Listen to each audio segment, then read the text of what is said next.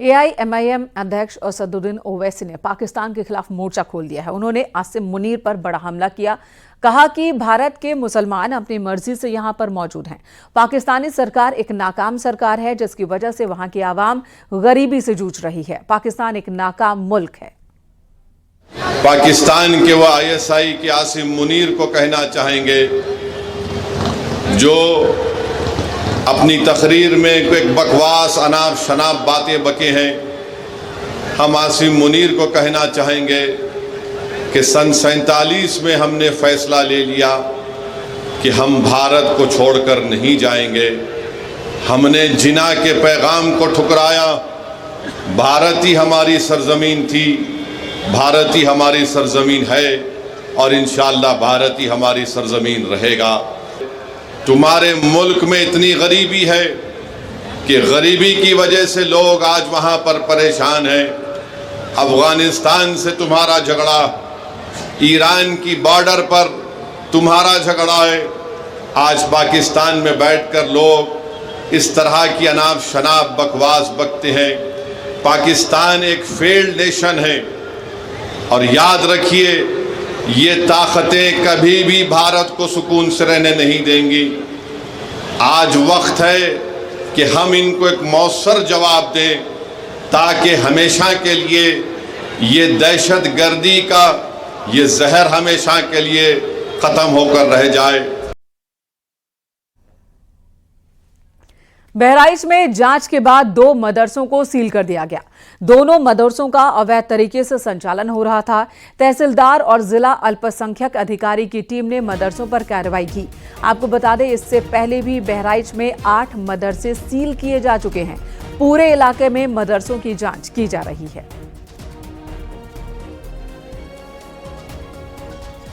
उधर एटा में गायत्री मंत्र नहीं सुनाने पर लव जिहाद की पोल खुल गई और इसके बाद पुलिस ने आरोपी को हिरासत में लिया। सर्राफा की दुकान पर मंगेतर के लिए खरीदे गहने में चेक बाउंस हो गया था। पुलिस की जांच में सच्चाई सामने आई। बताया जा रहा है कि उसने अंश राजपूत बनकर सोशल मीडिया पर एक लड़की से नजदीकियां बढ़ाई। पुलिस की जांच में पता चला है कि उसका असली नाम नोमान है। वो कुशीनगर का रहने वाला है। पुलिस के हिरासत में लेने के बाद आरोपी धर्म परिवर्तन करने की बात कर रहा है। पुलिस ने आरोपी को हिरासत में लेकर जांच पड़ताल के बाद जेल भेजा। प्रेमी का दावा है कि उसने हिंदू रीति रिवाज से सगाई की।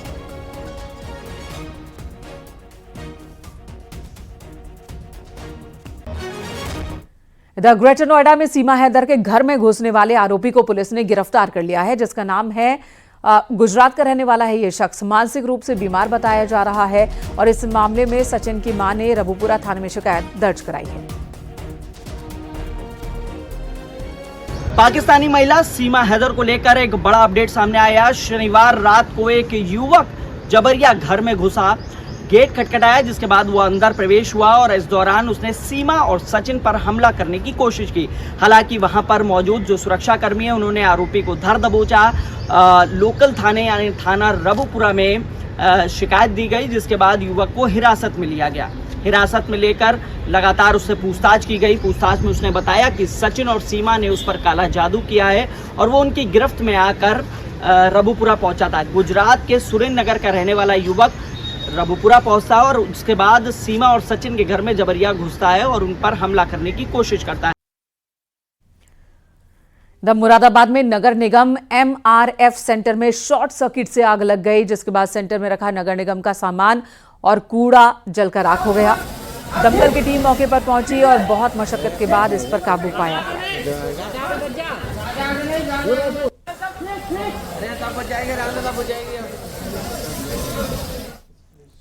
उधर हरदोई में 450 गैस सिलेंडर से भरा एक ट्रक खाई में गिर गया। गनीमत रही कि वहां पर बड़ा हादसा नहीं हुआ।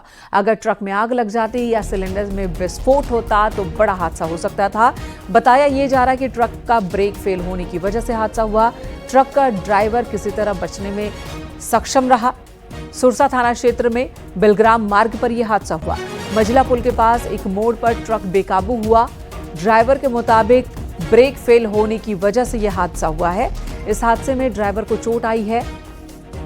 ट्रक के पलटने की आवाज के बाद स्थानीय लोग मौके पर इकट्ठा हो गए। पुलिस और फायर ब्रिगेड को जानकारी दी गई, जिसके बाद यहां पर दमकल की टीम पहुंची पुलिस ने इलाके की घेराबंदी की, ट्रैफिक को कंट्रोल किया और सिलेंडरों को सुरक्षित जगहों पर हटाने का काम पूरा किया। राहत की बात यह रही कि हादसे में कोई हताहत नहीं हुआ।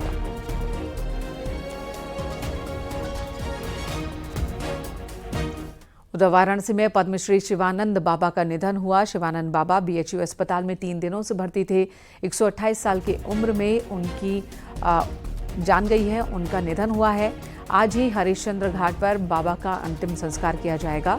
सीएम योगी ने शिवानंद बाबा के निधन पर दुख जताया और कहा कि शिवानंद बाबा साधना और योग में जीवन की प्रेरणा है। बताया जा रहा है कि शिवानंद बाबा ने अपनी लंबी उम्र का राज योग को बताया था। शिवानंद बाबा दुर्गाकुंड के कबीर नगर में रहते थे। उधर अयोध्या से 12 अप्रैल को निकली 84 कोस की परिक्रमा आज पूरी हुई है। 23वें दिन अयोध्या लौटी ये परिक्रमा। 13 अप्रैल को मकोड़ा धाम से यात्रा की शुरुआत हुई थी। 5 जिलों में तकरीबन 265 किलोमीटर की यात्रा तय कर सभी लोग लौट आए हैं अयोध्या। हजारों की संख्या में साधु संत इस यात्रा में शामिल हुए। अयोध्या पहुंचने पर सभी का जोरदार स्वागत हुआ। 22 दिन के बाद 23वें दिन आज हम अयोध्या में प्रवेश कर रहे हैं और रामकोट की परिक्रमा। कैसा लग रहा है जय श्री राम का उद्घोष? अरे साहब, मन को प्रसन्न कर दे रहा है। जय श्री राम का उद्घोष जब होता है तो हमारे परिक्रमार्थी क्या पूरे सनातन हिंदू धर्म के लोगों को उत्साहवर्धन होता है। अयोध्या में आज भी भवन निर्माण समिति की बैठक हुई। समिति के अध्यक्ष नृपेंद्र मिश्रा ने कहा कि फर्स्ट फ्लोर पर दरवाजे में सोना लगाया जाए या नहीं, इस पर अभी विचार चल रहा है। जो लोग राम मंदिर को सोना भेंट कर रहे हैं उसका अभी अनुमान लगाया गया है। इसके बाद ही बताया जा सकेगा कि मंदिर में टोटल कितना सोना लगा है और कितना लगाया जा रहा है। नृपेंद्र मिश्रा ने बताया कि मुख्य चुनौती परकोटा से राम मंदिर को एक लिफ्ट और ब्रिज के जरिए जोड़ना है।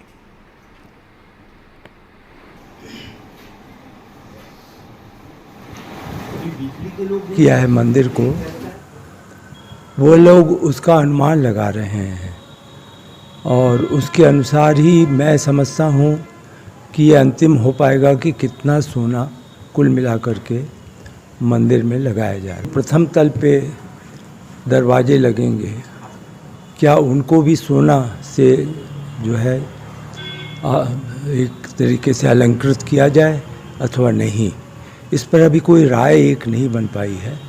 आगे चल करके हम लोगों को देखना होगा।